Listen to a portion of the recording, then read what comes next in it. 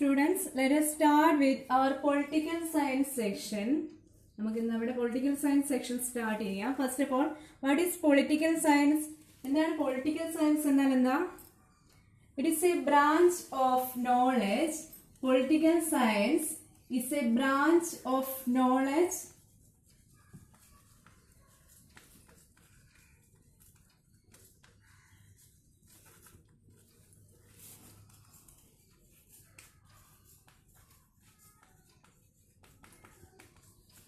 that deals with the state,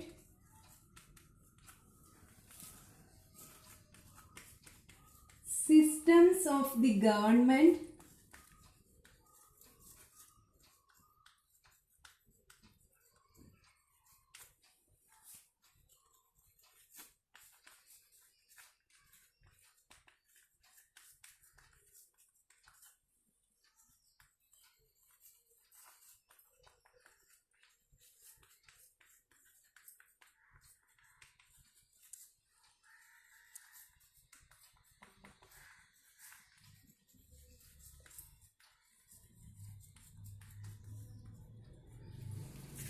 Political science is a branch of knowledge. ഇതൊരു അറിവിന്റെ ശാഖയാണ്.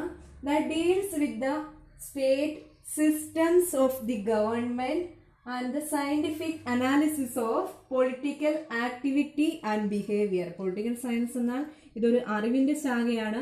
That deals with the state, ഭരണകൂടത്തെക്കുറിച്ചും and the systems of the government, ഭരണകൂടത്തിന്റെ സംവിധാനങ്ങളെക്കുറിച്ചും and the scientific analysis of political activity and behavior. രാഷ്ട്രീയ പ്രവർത്തനങ്ങളുടെയും പെരുമാറ്റത്തിന്റെയും ശാസ്ത്രീയമായ വിശകലനമാണ് എന്ത്? Political science. Political science is a branch of knowledge that deals with the state, systems of the government and the scientific analysis of political activity and behavior. Political science എന്നാൽ ഒരു രാജ്യത്തെ ഭരണകൂടത്തെക്കുറിച്ചും അവിടുത്തെ ഭരണ സംവിധാനങ്ങളെക്കുറിച്ചും അവിടുത്തെ രാഷ്ട്രീയ പ്രവർത്തനങ്ങളെക്കുറിച്ചും പെരുമാറ്റത്തെക്കുറിച്ചുമുള്ള ശാസ്ത്രീയ വിശകലനമാണ് പൊളിറ്റിക്കൽ സയൻസ് എന്ന് പറയുന്നത്. Aristotle was A father of political science. Political സയൻസിന്റെ പിതാവ് എന്നറിയപ്പെടുന്നത് Aristotle. Aristotle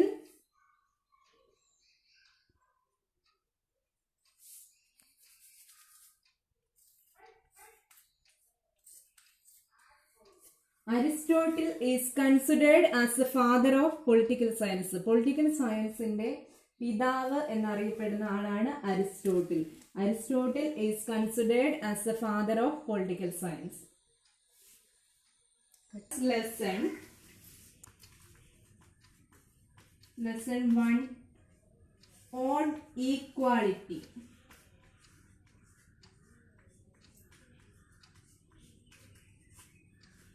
On equality. Equality എന്താണ്? തുല്യത. India is our nation. നമ്മുടെ രാജ്യം ഏതാണ്? India. India is our nation. Then what is India? India എന്നാൽ എന്താണ്? നമ്മൾ പറയാറുണ്ടല്ലോ India is our country. Then what is India? India എന്നാൽ എന്താണ്? India is a union of states. Union of state. India എന്ന് പറയുന്നത് സംസ്ഥാനങ്ങളുടെ ഒരു കൂട്ടമാണ്. India is a union of state and it is a India is a sovereign socialist secular democratic republic.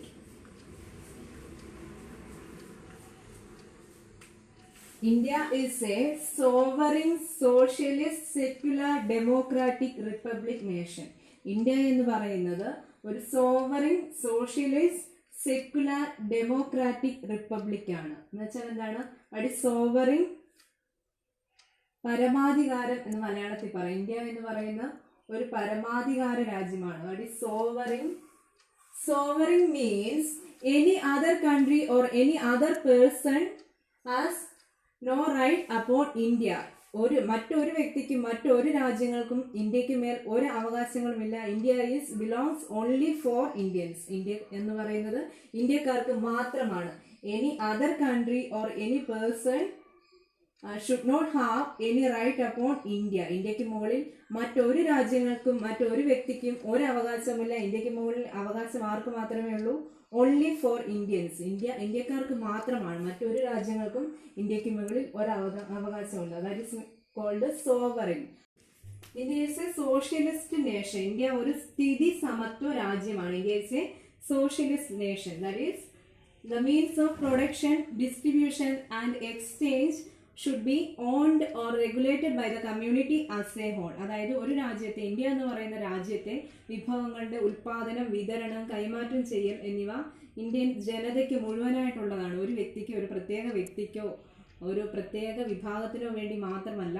It is regulated or under the control of a community as a whole. ഒരു കമ്മ്യൂണിറ്റിക്ക് മുഴുവനായിട്ടുള്ളതാണ്. That is called socialist. Then India is a secular nation. India ഒരു മതേതരത്വ രാജ്യമാണ്. India is a secular nation. India ഒരു മതേതരത്വ രാജ്യമാണ്. India is not a religious nation. India എന്ന് പറയുന്നത് ഒരു മതരാഷ്ട്രമല്ല.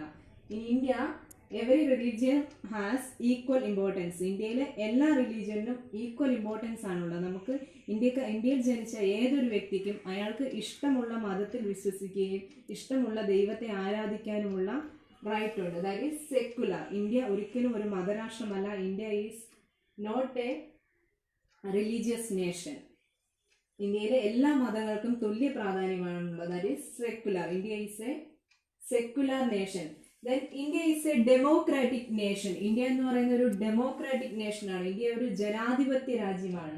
India is a democratic nation. That is, the government of the nation should be elected by the people.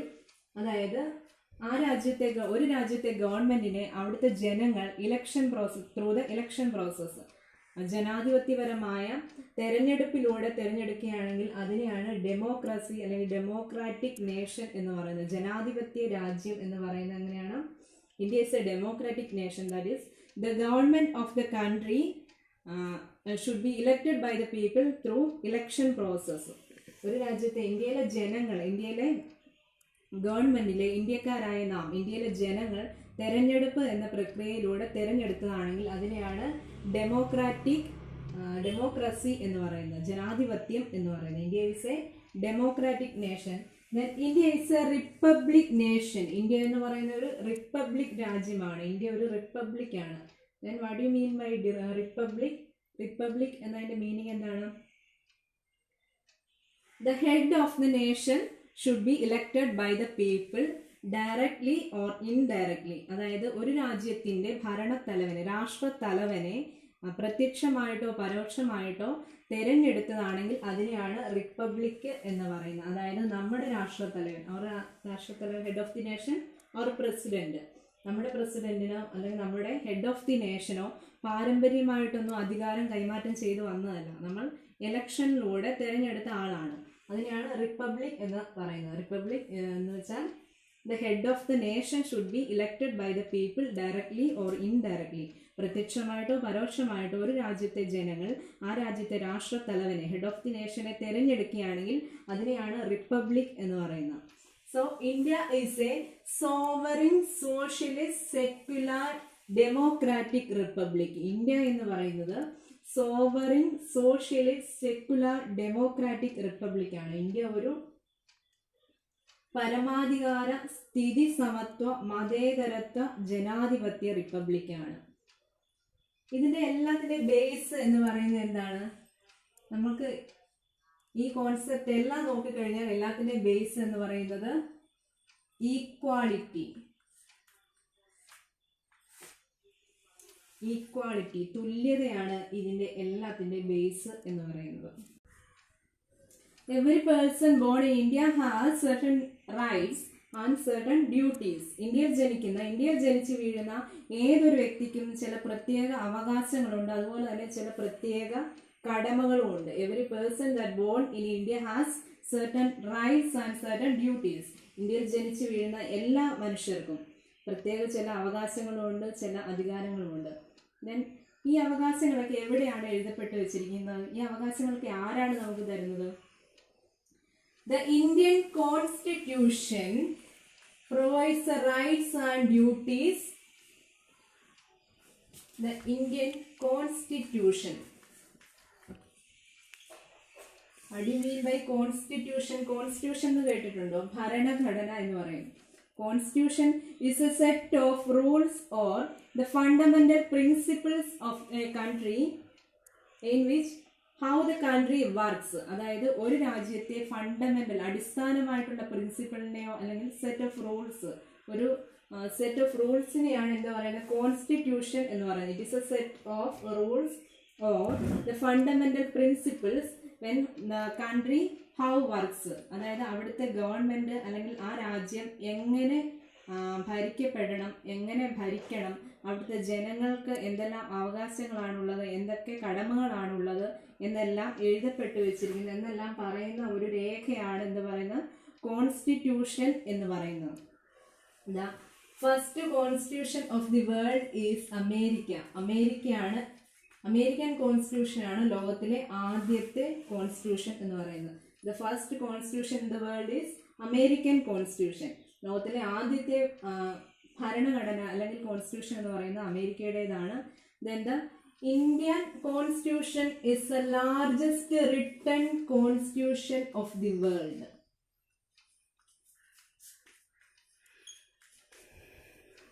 Indian constitution is the largest written constitution of the world. ലോകത്തിലെ തന്നെ ഏറ്റവും വലിയ എഴുതപ്പെട്ട കോൺസ്റ്റിറ്റ്യൂഷനാണ്, എഴുതപ്പെട്ട ഭരണഘടനയാണ് ഇന്ത്യയുടേത്.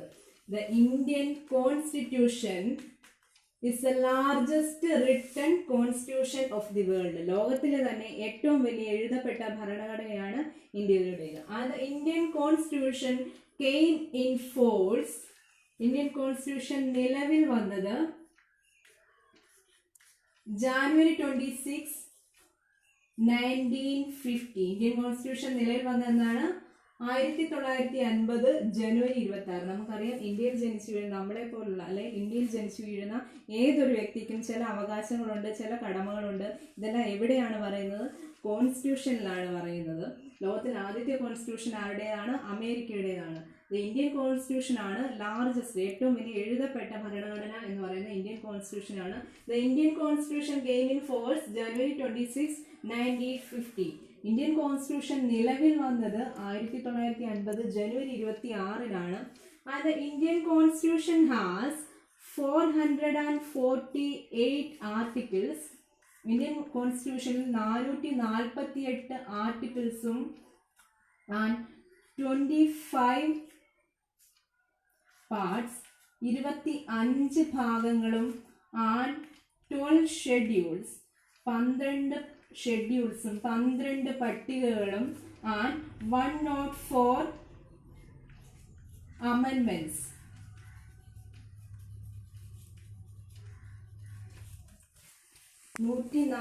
ഭേദഗതികളുമുണ്ട്. Indian constitution is the largest constitution of the world and the Indian constitution has 448 articles, 448 അനുച്ഛേദങ്ങളും and 25 parts, 25 ഭാഗങ്ങളും ആൻഡ് 12 ഷെഡ്യൂൾസ് ആൻഡ് 12 പട്ടികകളും ആൻഡ് 104 അമെൻമെന്റ്സ്, 104 ഭേദഗതികളുമാണ് ഇന്ത്യൻ കോൺസ്റ്റിറ്റ്യൂഷനുള്ളത്. Indian constitution is the largest constitution of the world. Indian constitution ആണ് ലോകത്തിലെ ഏറ്റവും വലിയ കോൺസ്റ്റിറ്റ്യൂഷൻ. ഇതിൽ 448 ആർട്ടിക്കിൾ ഉണ്ട്, 25 പാർട്സ് ഉണ്ട് ആൻഡ് 12 ഷെഡ്യൂൾ ഉണ്ട്, 104 അമെൻമെന്റ്സ് ഉണ്ട്. അമെൻമെന്റ്സ് എന്ന് വെച്ചാൽ ഭേദഗതികൾ.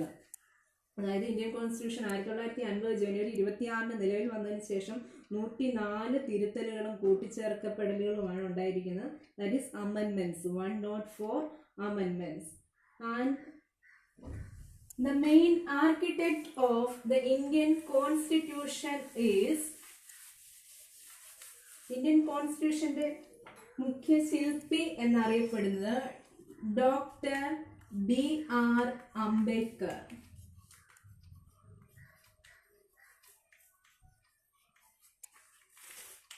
The main architect of the Indian Constitution or the father of Indian Constitution is Dr. BR Ambedkar. ഇന്ത്യയെക്കുറിച്ചും ഇന്ത്യൻ ഭരണഘടനയെക്കുറിച്ചും ഇന്ത്യൻ കോൺസ്റ്റിറ്റ്യൂഷനെ കുറിച്ച് പഠിക്കുമ്പോൾ നമ്മൾ ആദ്യം പഠിക്കേണ്ട വ്യക്തിയാണ് ഡോക്ടർ BR അംബേദ്കർ. അദ്ദേഹത്തിന്റെ full name Bhimrao Ramji Ambedkar and he was also known as Baba Saheb Ambedkar, Dr. B.R. Ambedkar. He was born in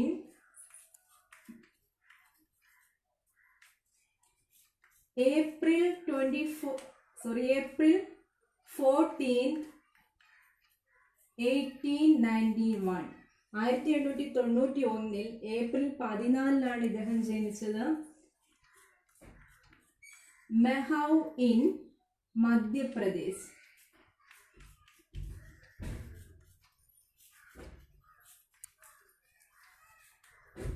മധ്യപ്രദേശിലെ മഹൗ എന്ന സ്ഥലത്താണ് April 14 1891 doctor B R Ambedkar ജനിച്ചത്.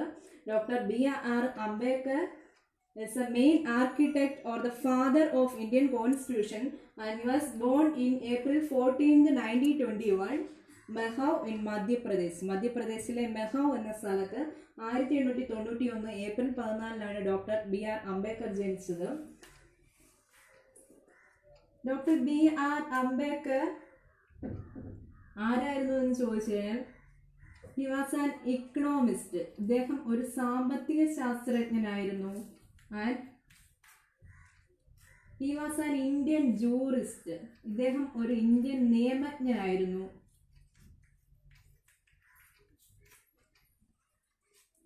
Then he was a Indian reformer, social reformer. ഇദ്ദേഹം ഒരു സാമൂഹിക പരിഷ്കർത്താവായിരുന്നു.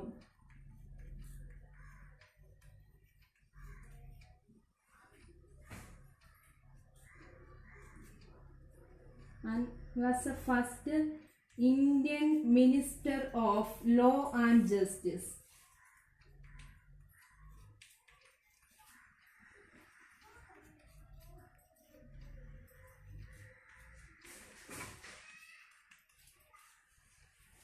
Was Dr. B.R. Ambedkar.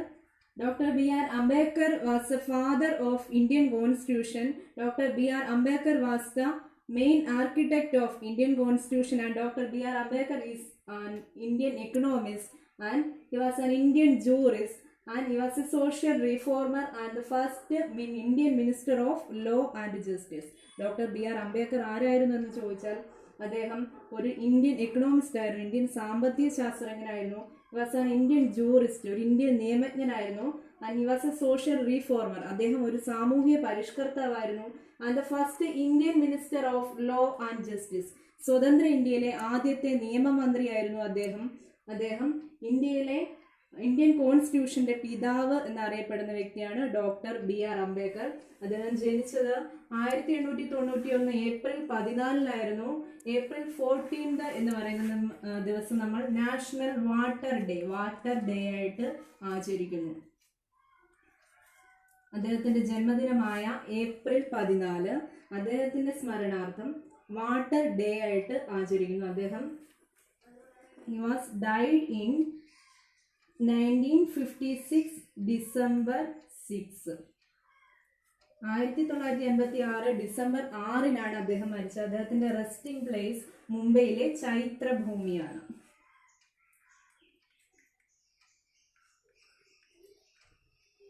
നമ്മൾ എന്തൊക്കെയാണ് പഠിച്ചത്? First of all we start with political science. Political science is a branch of knowledge that deals with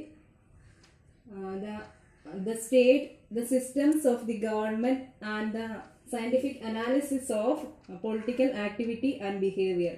ഒരു രാജ്യത്തെ ഗവൺമെന്റിനെ കുറിച്ചും ഗവൺമെന്റിന്റെ ആക്ടിവിറ്റിയെ കുറിച്ചും അവിടുത്തെ രാഷ്ട്രീയ പ്രവർത്തനത്തിന്റെയും പെരുമാറ്റത്തെ കുറിച്ചുമുള്ള ശാസ്ത്രീയ വിശകലനമാണ് പൊളിറ്റിക്കൽ സയൻസ് എന്ന് പറയുന്നത്. Aristotle was the father of political science. Political സയൻസിന്റെ പിതാവ് എന്നറിയപ്പെടുന്ന ആള് അരിസ്റ്റോട്ടിലാണ്. Then India is a sovereign socialist secular democratic republic. India എന്ന് പറയുന്നത് ഒരു പരമാധികാര സ്ഥിതി സമത്വ മതേതരത്വ ജനാധിപത്യ റിപ്പബ്ലിക്കാണ്. ഇതിന്റെ എല്ലാത്തിന്റെ ബേസ് എന്ന് പറയുന്നത് ഈക്വാളിറ്റിയാണ്. Then India has a constitution. Our constitution provides us certain rights and duties. നമ്മുടെ കോൺസ്റ്റിറ്റ്യൂഷൻ, നമ്മുടെ ഭരണഘടനയാണ് നമുക്കുള്ള അവകാശങ്ങളും കടമകളും കർത്തവ്യങ്ങളും പ്രൊവൈഡ് ചെയ്യുന്നത്. A constitution is a set of rules that guides how the country works. Constitution എന്നാൽ ഒരു രാജ്യം എങ്ങനെ ഭരിക്കണം, ഒരു രാജ്യം എങ്ങനെ വർക്ക് ചെയ്യണം എന്ന് പറയുന്ന ഒരു സെറ്റ് ഓഫ് റൂൾസ് ആണ് കോൺസ്റ്റിറ്റ്യൂഷൻ എന്ന് പറയുന്നത്. ഇത് ആ രാജ്യത്തിന്റെ ഫണ്ടമെന്റൽ പ്രിൻസിപ്പിൾ ആണ് constitution. The first constitution of the world is America. American constitution ആണ് ലോകത്തിലെ ആദ്യത്തെ കോൺസ്റ്റിറ്റ്യൂഷൻ. ആദ്യത്തെ ഭരണഘടന എന്ന് പറയുന്നത് അമേരിക്കയുടേതാണ്. The Indian constitution is the largest written constitution of the world. ലോകത്തിലെ തന്നെ ഏറ്റവും വലിയ എഴുതപ്പെട്ട ഭരണഘടന എന്ന് പറയുന്നത് ഇന്ത്യയുടേതാണ്. Doctor BR Ambedkar was considered as the father of Indian constitution. Indian കോൺസ്റ്റിറ്റ്യൂഷന്റെ പിതാവ് എന്നറിയപ്പെടുന്ന ആള് ഡോക്ടർ BR അംബേദ്കർ ആണ്. Was born in April 14, 1891. അദ്ദേഹം ജനിച്ചത് 1891 ഏപ്രിൽ 14 മെഹൗ ഇൻ മധ്യപ്രദേശ്. മധ്യപ്രദേശിലെ മെഹൗ എന്ന സ്ഥലത്താണ് ഡോക്ടർ BR അംബേദ്കർ ജനിച്ചത്. അദ്ദേഹം അടങ്ങുന്ന ഒരു 7 അംഗ കമ്മിറ്റിയാണ് ഇന്ത്യൻ കോൺസ്റ്റിറ്റ്യൂഷൻ എഴുതി തയ്യാറാക്കിയ. ഡോക്ടർ BR അംബേദ്കർ ആയിരുന്നു അതിന്റെ chairman. Then Dr. BR Ambedkar was the first law and justice minister of India. സ്വതന്ത്ര ഇന്ത്യയിലെ ആദ്യത്തെ നിയമമന്ത്രിയായിരുന്നു ഡോക്ടർ BR അംബേദ്കർ എന്ന് പറയുന്ന. Doctor BR Ambedkar was a Indian jurist. അദ്ദേഹം ഒരു ഇന്ത്യൻ നിയമജ്ഞനായിരുന്നു. He was an economist. അദ്ദേഹം ഒരു സാമ്പത്തിക ശാസ്ത്രജ്ഞനായിരുന്നു. He was a social reformer. അദ്ദേഹം ഒരു സാമൂഹിക പരിഷ്കർത്താവായിരുന്നു. അദ്ദേഹം മരിച്ചത് 1856 ഡിസംബർ 6 അദ്ദേഹത്തിന്റെ റെസ്റ്റിംഗ് പ്ലേസ് മുംബൈയിലെ ചൈത്രഭൂമിയാണ്. Okay, thank you.